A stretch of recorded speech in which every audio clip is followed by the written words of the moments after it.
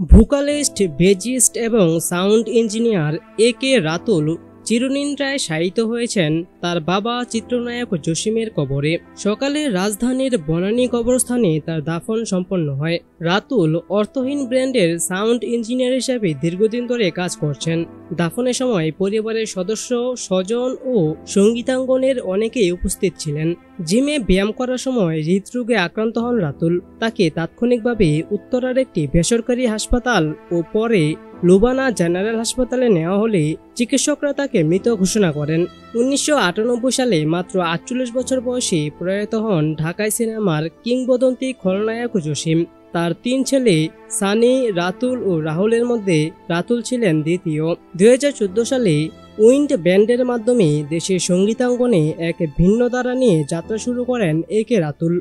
ব্যান্ডটির প্রথম album one প্রকাশিত হয় 2014 সালে এবং দ্বিতীয় অ্যালবাম 2 আসে 2017 সালে। এরপর থেকেই ব্যান্ডটি জনপ্রিয়তা পেতে থাকে। গায়ক হিসেবে যেমন দক্ষ ছিলেন, তেমনি সাউন্ড ইঞ্জিনিয়ার ও সঙ্গীত প্রযোজক হিসেবেও রাতুল ছিলেন সমান স্বীকৃত। অনেক খ্যাতনামা ব্র্যান্ডের অ্যালবাম তৈরিতে তার গুরুত্বপূর্ণ ভূমিকা রয়েছে। বিশেষ করে অর্থহীনের ফিনিক্সের ডায়েরি অ্যালবামের সাউন্ড ডিজাইন তারই করা। রাতুলের অকাল প্রয়াণে দেশের সঙ্গীত জগতে নেমে এসেছে শোকের ছায়া। সহকর্মী ও শ্রোতারা সামাজিক যোগাযোগ মাধ্যমে তাকে স্মরণ করছেন গভীর ভালোবাসা ও শ্রদ্ধায়।